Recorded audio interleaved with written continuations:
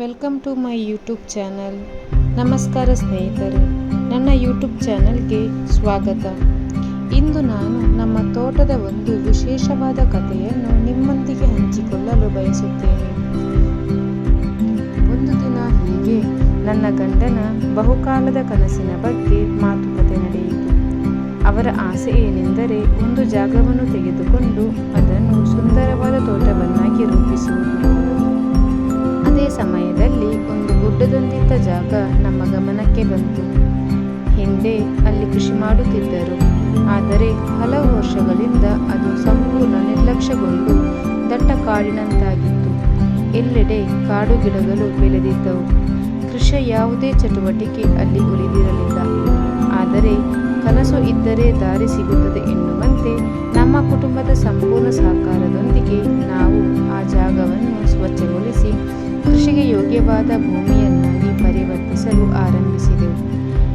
ಇದು ಅಷ್ಟು ಸುಲಭವಾದ ಕೆಲಸವಾಗಿರಲಿಲ್ಲ.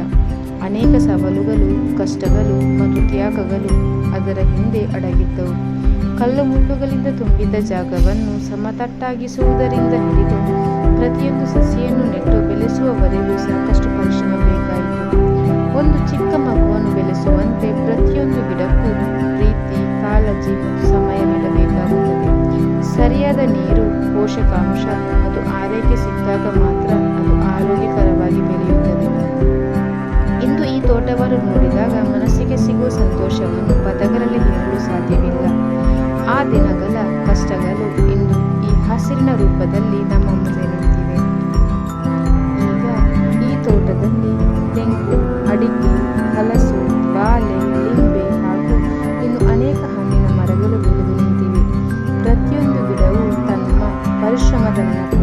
ವರ್ಷಕ್ಕೊಮ್ಮೆ ಇಲ್ಲಿ ಬಂದಾಗ ಈ ಹಸಿರು ವಾತಾವರಣ ನಮ್ಮನ್ನು ಪ್ರೀತಿಯಿಂದ ಸ್ವಾಗತಿಸುತ್ತದೆ.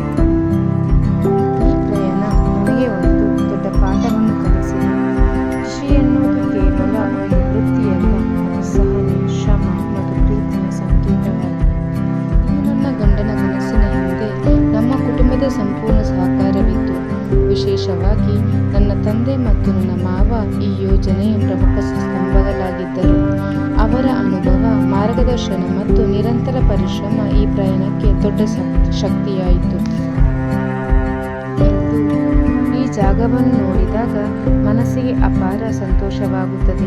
ಒಮ್ಮೆ ಕಾಡಿನಂತಿದ್ದ ಪ್ರದೇಶ ಈಗ ಹಸಿರಿನಿಂದ ಕಂಗೊಳಿಸುವ ಸುಂದರವಾದ ಕೃಷಿ ಭೂಮಿಯಾಗಿ ಪರಿವರ್ತನೆಯಾಗಿದೆ.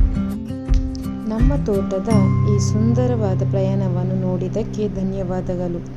Like, share and subscribe